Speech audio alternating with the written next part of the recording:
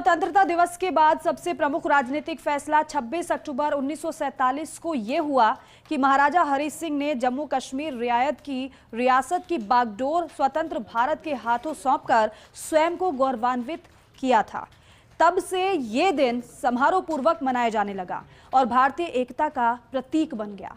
विलय की बात से पाकिस्तान के संस्थापक मोहम्मद अली जिन्ना को बिलबिलाना ही था और उन्होंने इसे धोखाधड़ी कहते हुए हमेशा के लिए भारत से शत्रुता की ऐसी नींव डाली कि आज तक दो पड़ोसी दुश्मनी निभा रहे हैं। इस पर एक रिपोर्ट आपको दिखाते हैं। हर साल के 10वें महीने की 26 तारीख देश के ऐतिहासिक और भौगोलिक स्वरूप के निर्धारण में बहुत खास है।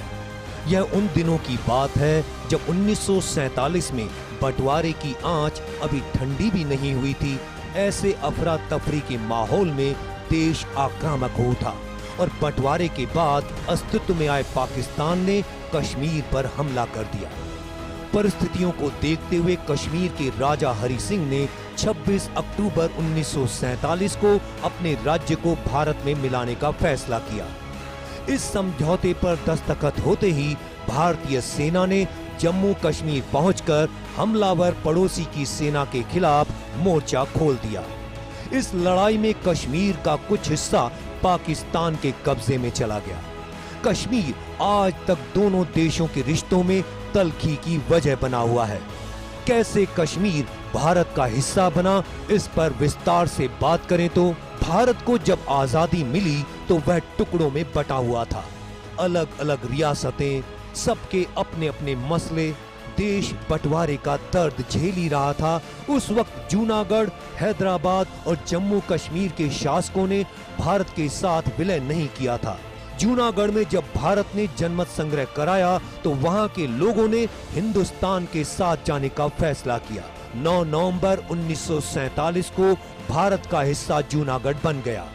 इसके बाद सेना ने एक्शन लिया और हैदराबाद के निजाम का गुरु टूट गया और 17 सितंबर 1948 को हैदराबाद भी भारत का हिस्सा बन गया। पेच फंस रहा था जम्मू कश्मीर पर। 1947 में जम्मू कश्मीर ने स्टैंड स्टिल एग्रीमेंट पर दस्तखत किए थे।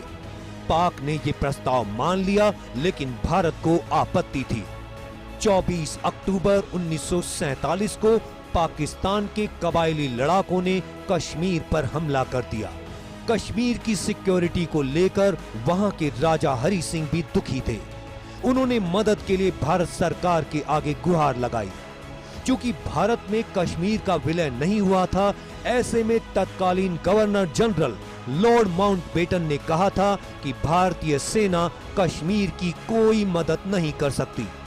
फिर क्या था, 26 अक्टूबर 1947 को महाराजा हरि सिंह ने भारत के साथ विलय पर दस्तखत कर दिए और भारतीय सेना ने कबायलियों को खदेड़ दिया। इसके बाद 1948 में कश्मीर का मुद्दा पहली बार यूएन पहुंचा।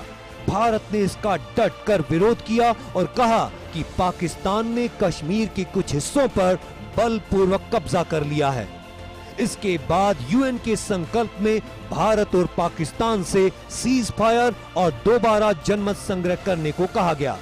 जम्मू कश्मीर में पहली बार अंतरिम सरकार का गठन हुआ और शेख अब्दुल्ला को प्रधानमंत्री घोषित किया गया। 31 दिसंबर 1948 को 1.25 साल तक चला युद्ध खत्म हो गया और 1/3 कश्मीर का हिस्सा गया पाकिस्तान के पास और 2/3 भारत के हिस्से में आया।